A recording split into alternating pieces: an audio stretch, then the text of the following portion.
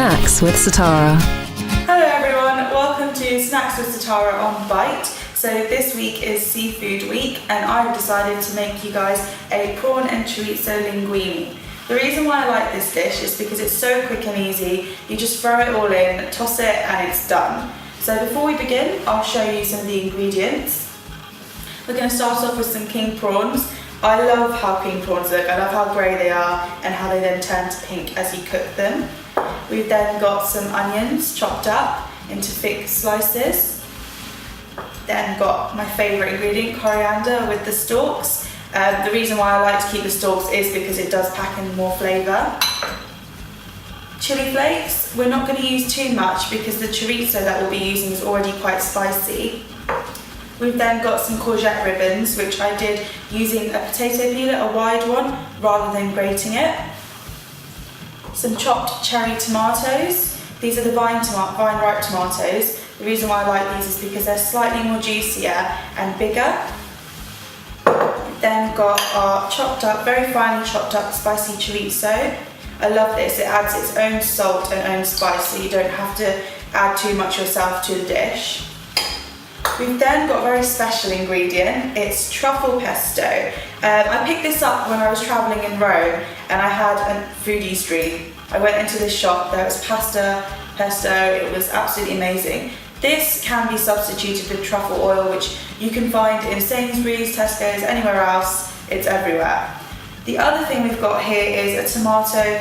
It's a tomato pesto, but I've actually ground a chilli up and added it to this as well. It wasn't a bird's eye chilli, it was slightly thicker and bigger, just because I feel like the bird's eye chillies have a bit more bite in them. They're a lot more spicy and they hit the back of your throat. We didn't want to add that today for this. We've then got the linguine ready in the pan. It's been soaking in some hot water. I like to soak the linguine before I actually start to cook it. It just helps it become a lot softer and you can cook it a lot quicker as well, so that you can just stick it in, turn it on, and then take it out as soon as the prawns have cooked. I'm going to turn on the linguine to cook. I don't want this to be overcooked. I like it to be slightly al dente, just because I feel like it's a bit more traditional and real, just do the culture some justice. So next I'm going to turn on this hob over here. I'm going to do some quite low heat. The prawns cook very, very quickly and we don't want any of the other ingredients to burn whilst the prawns are cooking either. So I'm going to spray a light layer of garlic oil over the pan. I don't want to use too much because I don't want this to be too oily. Along with that, the pesto that we're adding in has its own oil, so we just want to keep it light. So first we're going to add in our garlic. I've cut the garlic very chunky because I just like to have big wedges of it as I'm eating my food. They're nice and crispy and it just get a burst of flavour in your mouth, it's great. The garlic I don't want to burn and I don't want to even get to a brown stage before I start adding everything else, purely because it's going to be cooking and the sauce, this sauté itself is actually quite dry, so I don't want it to go burn and it just won't be nice when you mix it all in really. So it started to sizzle a little bit, so I can just move it around the pan. This is going to be quite quick now, so next I'm going to add in some prawns and some onions. So I'll do the handful of onions first. You can do this to your taste. I love onions, so I'm adding quite a bit. And let that saute for a bit. When you slice them, the onions will still be quite together, so you just want to use your spoon to just break them up a little bit in the pan. Let that sizzle and then you add in your prawns straight away.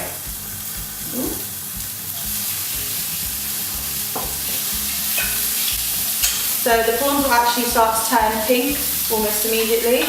You can see the colour changing. Right, so next we're going to add in our chorizo.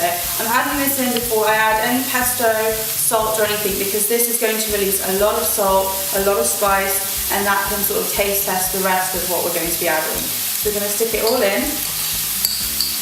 You can actually do this dish without the chorizo as well, it tastes just as good. I've tried it myself, so don't feel like it's necessary if you don't really like chorizo and you just like prawns, just add more prawns in. So we'll give that a quick stir. At this point, your pan's going to seem like it's a little dry and it's going to need a bit of oil in it. We're not going to add any other type of oil, we're actually going to start adding a little bit of pesto. So you can see in here the pesto's got a bit of oil, a layer of it on top. That's the bit we're trying to get. Just a teaspoon to begin with. Mix that in, see how it looks.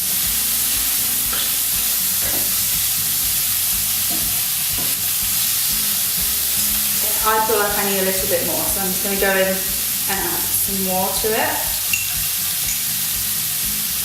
And then I'm also going to add a little bit of this truffle pesto. The thing with truffles is they are very, very rich in flavour. They're absolutely delicious, but you don't want to go over the top of them.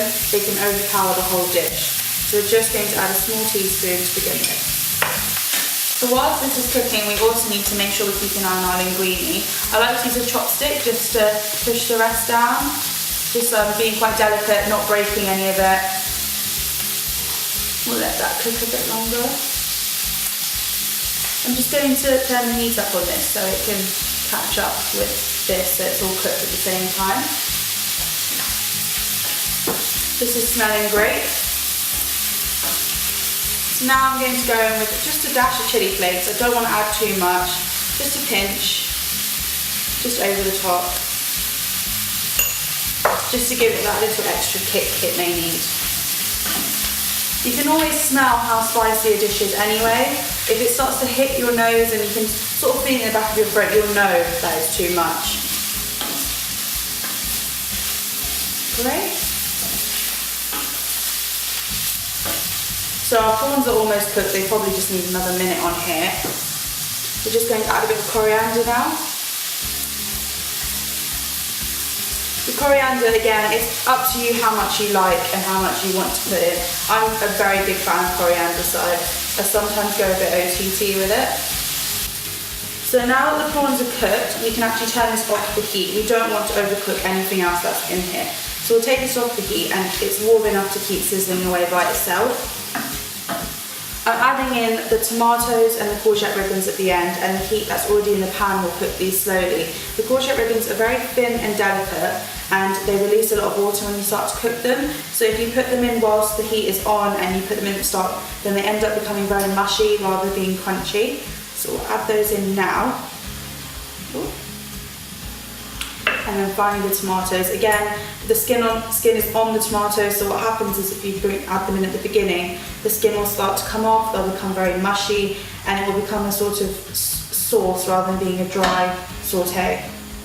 So we'll add these in now so they stay nice and crunchy as well. Just give that a quick stir in. And finally, I just want to go over with some Himalayan rock salt. Just over the top. It's probably salty enough as it is, but this just adds that extra kick that we'll need. That's on there. We'll just give it one final stir. And this is ready to be mixed in with our linguine. Great, so now I've drained our linguine. It's now here nice and ready to be mixed in with our prawns. So we're going to pick it up with some tongs. You don't have to use all of it, just as much as you want. I actually prefer more of the sauce and the prawns to the actual pasta because they're already quite meaty. So this can sometimes take a while, just you want to make sure you get all of the flavour in there. You'll see as I'm tossing that the tomatoes have actually gone soft. So even though they haven't been cooked on the heat, the sauce itself was already warm enough to cook them as much as they needed to be.